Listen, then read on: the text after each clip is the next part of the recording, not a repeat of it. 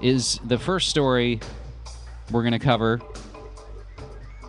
on foodworldorder.com. And this is one that seems kind of simple and seems kind of silly, but ultimately I think is really important and a positive story. We have to look for those and take them where we can get them sometimes.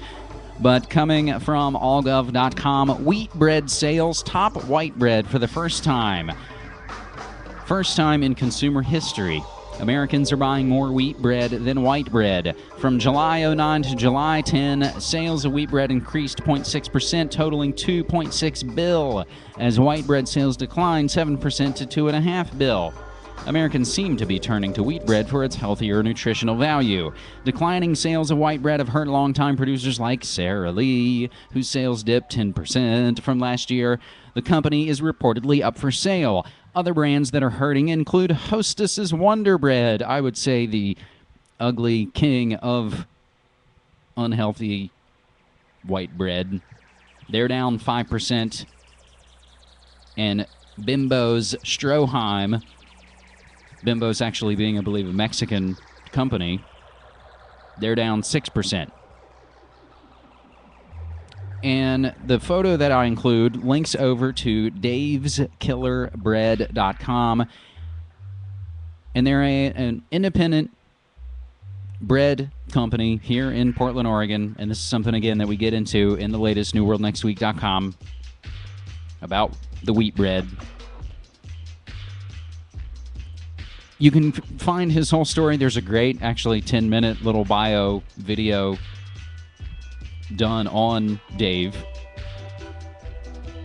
Ex-con, in and out of trouble for tons of his life.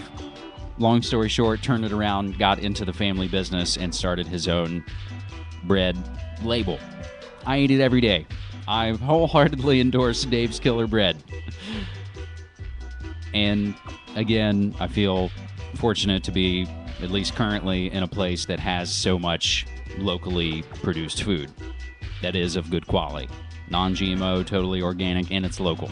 As we've discussed, I think, briefly from time to time, it's perhaps more important to be local than it is to necessarily be organic.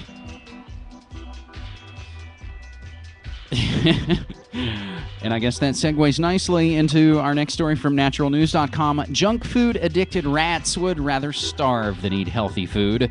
A diet including unlimited amounts of junk food can cause rats to become so addicted to the unhealthy diet that they'll starve themselves rather than go back to eating healthy food.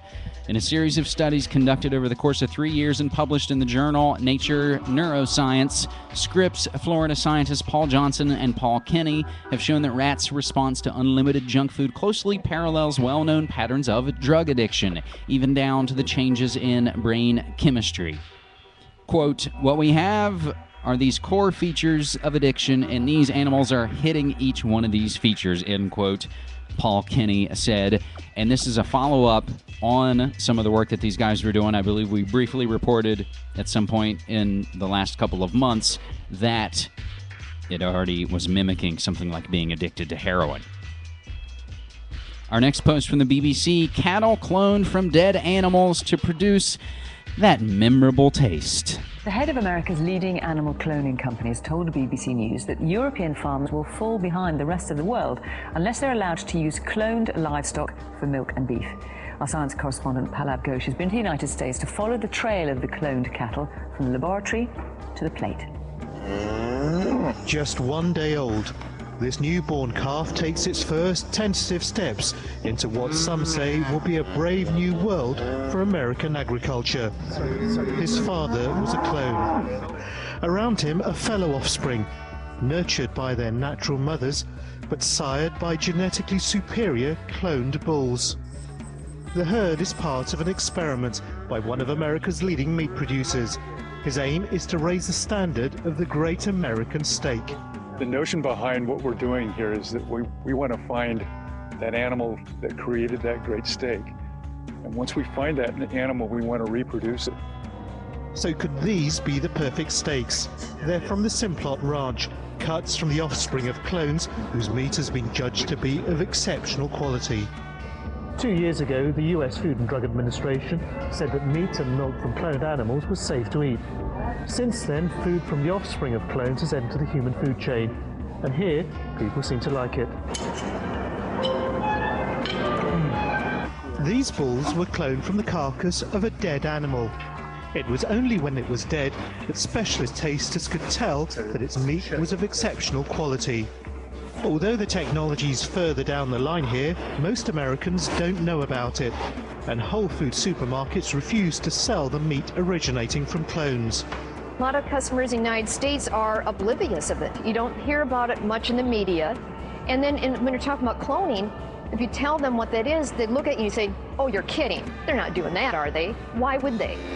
In Britain, the selling of cloned food requires special authorization because food safety authorities say not enough research has been done on its long-term impact on public health. And there are also worries over animal welfare, which is why there are moves to ban European farmers from ever using it. If I was a European livestock producer, I would be concerned about losing access to a technology completely. To be told that, hey, you're never going to have access to that when your competitors in the United States, in New Zealand, in Australia, in Brazil, in Argentina are going to have access to that technology, I would be very concerned. There are only 1,000 cloned animals among America's 100 million cattle, but its use is on the rise, and its supporters say that within 10 years it will become the norm in many parts of the world. Palav Ghosh, BBC News, Boise, Idaho. Clone meat is good for you. Outbreak of typhoid fever in U.S. linked to fruit smoothies. This from the AP. A rare outbreak of typhoid fever has been linked to a frozen tropical fruit product used to make smoothies. Health officials reported last Thursday 7 cases been confirmed, 3 in Cali, 4 in Nevada, 2 more in California are being investigated. This all according to the CDC. 5 victims drank milkshakes with something called Mamie fruit pulp, with links for you to read all about that and more on Goya Foods, the probable culprit, from knowmore.org, knowmore.org. Some of these packages have also been sold in Alaska, Arizona, California, Colorado, Hawaii, New Mexico, Nevada, Oregon, Texas, Utah, and Washington. And if we glance at Google News right now, it's on the top. Salmonella cases almost triple as tainted eggs are recalled so far. 380 million eggs have been recalled. 2,000 reported illnesses. And our final post is a binge and purge, an ugly list of headlines: sour, sugar, and service. First, from dailyfinance.com, fructose slurping cancer could sour the soda business. And that's a wordy way of saying the word is out on high fructose corn syrup. All of the PR couldn't help them. Cancer cells feed on HFCS. They love it. And the word is out. GM Salmon, a company called Aqua Bounty Technologies, seeking FDA approval of fast-growing salmon. More on that from the LA Times. Sugar beet down. Monsanto wins again. A judge issued a ban. Another one overturned it the next day. More on that from morphcity.com. Democrats may use food stamp money to pay for Michelle's nutrition initiative. Isn't that nice? It's robbing Peter to pay Paul. As, again, things continue to fall apart.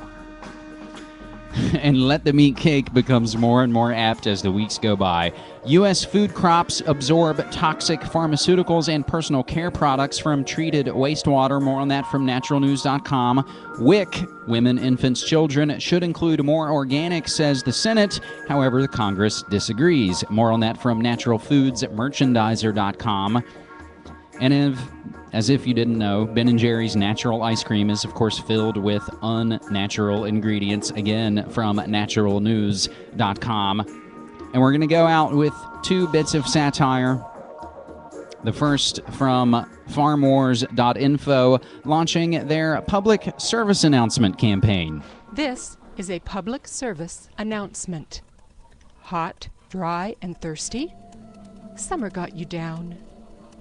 Don't want to be caught without water? Be prepared. Water can be very expensive.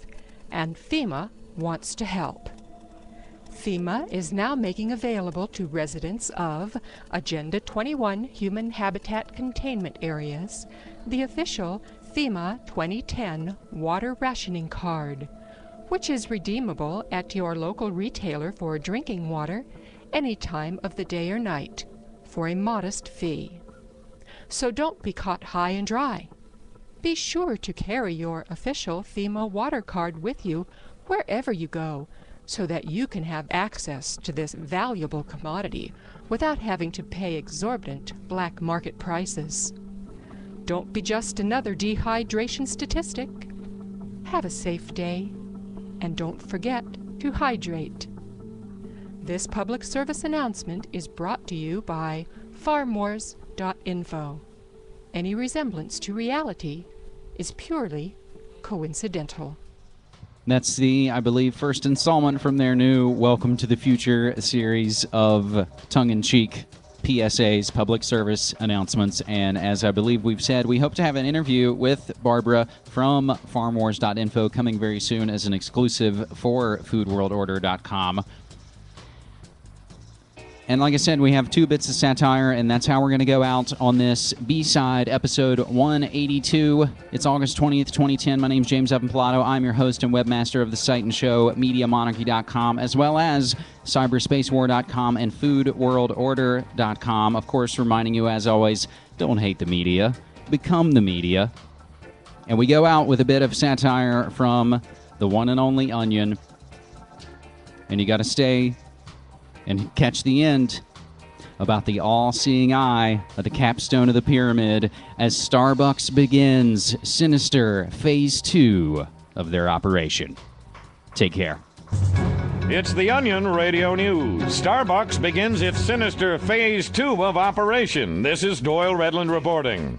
After a decade of aggressive expansion throughout North America and abroad, Starbucks suddenly and unexpectedly closed its 56,423 worldwide locations today to prepare for what insiders call Phase 2 of the company's long-range plan. Cynthia Valcant, Starbucks head of marketing, made this brief statement at a press conference earlier today. We have enjoyed furnishing you with coffee-related beverages and are excited about the important role you play in our future plans. Existing Starbucks franchises across the nation have been shuttered with high-strength titanium, and the well-known Starbucks logo has been slightly altered to present the familiar mermaid figure as a cyclopean mermaid whose all-seeing eye forms the apex of a world-spanning pyramid. Doyle Redland for the Onion Radio News, online at theonion.com. How would you explain it? Combining music and stylized images. It's all remote control. Each one of those images was electronically based. Say out on my track. And that concludes our program for tonight. This could really catch on. I can't remember when I've been so moved.